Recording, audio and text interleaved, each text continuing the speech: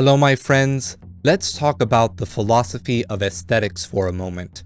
Now, this isn't an area of philosophy that I spend a lot of time with, mostly because my own relationship with art is very sparse. I spend more time with words than I do with images, more time with ideas than I do with representations of those ideas. And I suppose that's a pretty weird statement, considering I spend pretty much all of my time evaluating artistic pieces like anime and video games. But in doing that, I mostly spend my time looking at the dialogue and how it's communicated, or the mechanics of the game and how they play into story, which doesn't require me to really appreciate the artistry. But I had an interesting thought recently.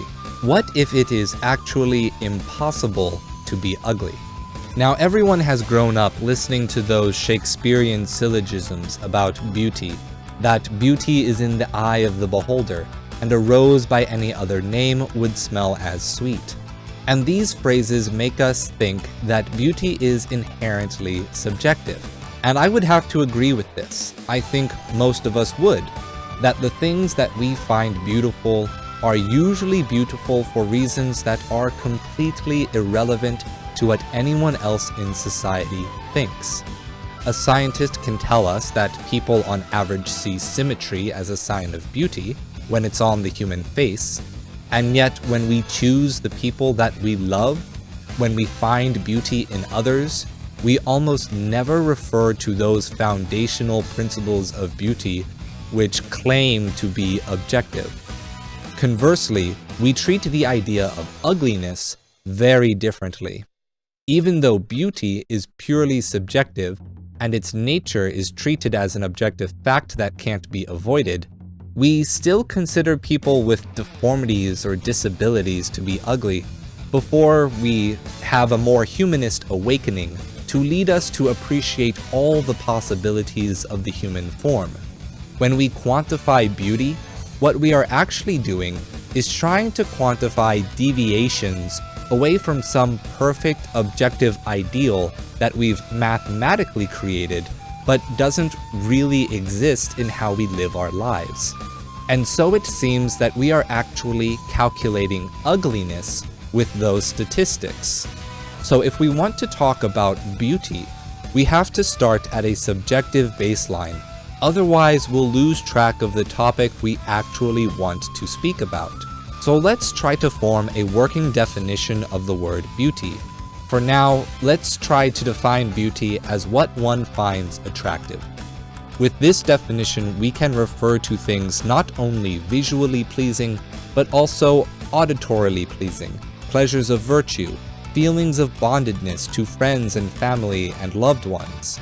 Attractiveness essentially will be a more generic term to refer to beauty in whatever medium it takes. With that as our definition of beauty, we also need to try to form a definition for ugliness.